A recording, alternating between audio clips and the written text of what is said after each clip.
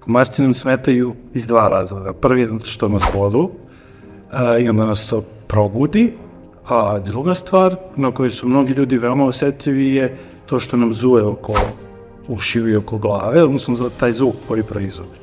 Ono što je zanimljivo vezano za komarci i taj njihov iritantni zvuk je da ga proizvode drugačije nego većina drugih insekata koji proizvode zvuk, u smislu da ostali insekti imaju organe za proizvodnju zvuka, dok komarci proizvode zvuk samim mahanjem krila. Jedan komarac za 1 sekundu zamahne između 500 i 1000 puta svojim krilima i to proizvodi taj visoki pištavi zvuk koji je otprilike negde u rangu note A. I to su te dve stvari zbog čega nas oni bude, odnosno ne daju nam da spavamo. Zašto baš tada, kad legnemo da spavamo? Pa zbog toga što su komarci sumračne životinje. Većina komaraca su sumračne životinje i najaktivnije su u sumrak i u samo svitanje. Međutim, sad ovi novi komarci koji nam stižu, kao što su tigrasti i još neke druge vrste komaraca koje su došle iz Azije i iz drugih delova sveta, one su za razliku od ovih naših, lokalnih, koji su aktivni samo u sumraku, oni su aktivni toku celog dana. Tako da nas sada komarci vodu tokom celog dana, ali i dalje je to najviše znači u sumrak ili u samo svitanje i zbog toga nas oni bude.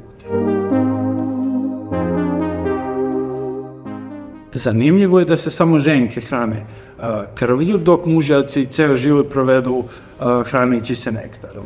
Ženke moraju da se hrane krvlju, odnosno moraju da uzmu taj takozvani krvni obrok, da bi u stvari došlo do sazrevanja jaja koja će oni da polože. Tako da ženke tek nakon parenja počinju da se hrane krvlju. I sad, zavisno od vrste do vrste komaraca, neke ženke moraju da se hrane krvlju da bi uopšte položile jaja, a na primjer kod ovog našeg najobičnijeg komarca, ženka će da položi prvu turu jaja bez da se hrani krvlju, odnosno bez da ubode bilo koga, ali za svaku sledeću turu jaja koja želi da položi mora da uzme krvni obrok jer su i neophodni proteini iz krvi koja je naravno bogata proteinima. Postoje razlike, sigurno ste primetili da neke ljude komarci ujedaju više, neke ljude komarci ujedaju manje. Komarci su privučeni različitim hemijskim signalima, odnosno komarci žive pre svega u svetu mirisa. I oni na svojim antenama imaju skoro 200 različitih receptora za miris, od tih 200 negde preko 30 su zaduženi da registruju ljudske mirise. Kad kažem ljudske mirise, mislim pre svega na ono što mi izbacujemo dok dišemo i ono što se osjeća u našem znoju i to su vrlo specifična jedinjenja koja komarci mogu da registruju. Naravno, najčešće i najbolje registruju ugljen dioksid, odnosno povećanu koncentraciju ugljen dioksida koju ispuštamo kada dišemo, ali postoji još veliki broj jedinjenja koje izbacujemo preko svog znoja i onda nas preko toga nalaze. I sad, ukoliko neko luči veću količinu tih supstanci, neka druga osoba luči manju, onda je naravno ova osoba koja luči veću podložnija ujedu komaraca. I čak postoje neka istraživanja da ljudi koji imaju različite krvne grupe su različito privlačni komarcima, tako da su najprivlačniji oni ljudi koji imaju nultu krvnu grupu. Kada nas komarac ujede, nas to srbi. Međutim, ne srbi nas ujed komarca, srbi nas nešto sasvim drugo. Da bismo shvatili šta nas srbi, samo ukratko moramo da shvatimo kako komarac pije krv. On ima usni aparat koji je u vidu jedne iglice, one iglice za injekcije, na vrhu je zašiljen i šupa celom dužinom. I onda kada ubode taj svoj usni aparat u našu kožu, on počinje da sisa krv. Međutim, naša krv ima mogućnost da se zgrušava i da mu se ne bi zapušila ta njegova iglica, on mora da izbaci određene supstance, odnosno mora da nam ubaci krv njegovu pljuvačku i sa tom pljuvačkom on izbacuje jedinjenja koja sprečavaju zgrušavanje krvi.